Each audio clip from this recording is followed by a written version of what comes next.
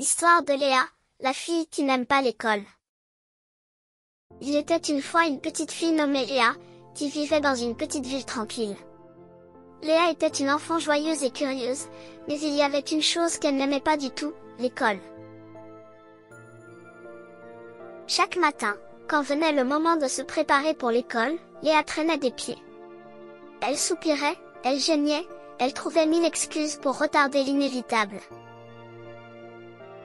Elle n'aimait pas la routine, les devoirs à faire, ou rester assise toute la journée sur une chaise. Elle préférait 1000 fois être dehors, à courir dans les champs, à explorer la nature ou à jouer avec ses amis. Les heures à l'école semblaient interminables pour Léa. Elle avait du mal à se concentrer en classe, son esprit vagabondant souvent vers des aventures imaginaires. Elle trouvait les leçons ennuyeuses et les règles strictes de l'école lourdes à supporter.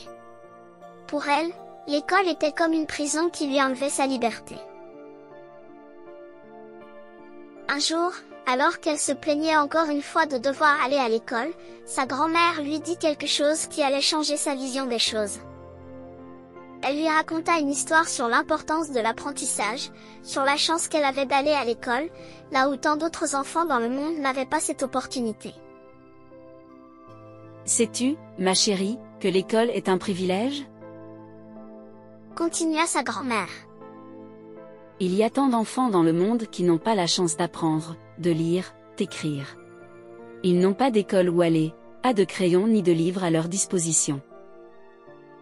Ils aimeraient tant être à ta place, d'avoir la chance de s'asseoir dans une salle de classe et d'apprendre de nouvelles choses chaque jour. Léa baissa les yeux, réalisant la chance qu'elle avait. Tu vois, ma chère, l'école n'est pas seulement un lieu où l'on apprend des mathématiques ou de la géographie. C'est un lieu où l'on découvre le monde, où l'on développe son esprit, où l'on forge des amitiés qui durent toute une vie. Chaque jour passé à l'école est une opportunité de grandir, de s'épanouir, et de devenir la meilleure version de soi-même. Les paroles de sa grand-mère résonnèrent dans l'esprit de Léa. Elle se sentit soudainement reconnaissante pour l'opportunité d'aller à l'école, pour toutes les possibilités qu'elle offrait. Elle promit à sa grand-mère qu'elle essaierait de voir les choses sous un angle différent, avec gratitude et ouverture d'esprit. Elle commença à regarder l'école d'un autre œil. Au lieu de voir les devoirs comme une corvée, elle les considéra comme des défis à relever. Au lieu de voir les règles comme des restrictions, elle les vit comme des repères pour grandir et s'épanouir. Peu à peu, Léa commença à apprécier l'école. Elle découvrit le plaisir de lire des histoires passionnantes, d'apprendre de nouvelles choses sur le monde qui l'entourait, et de partager des moments précieux avec ses camarades de classe. Elle se rendit compte que l'école n'était pas juste un lieu d'apprentissage, mais aussi un lieu de découverte, d'amitié et de souvenirs précieux. Désormais, quand venait le matin, Léa se levait avec enthousiasme, prête à affronter une nouvelle journée d'école.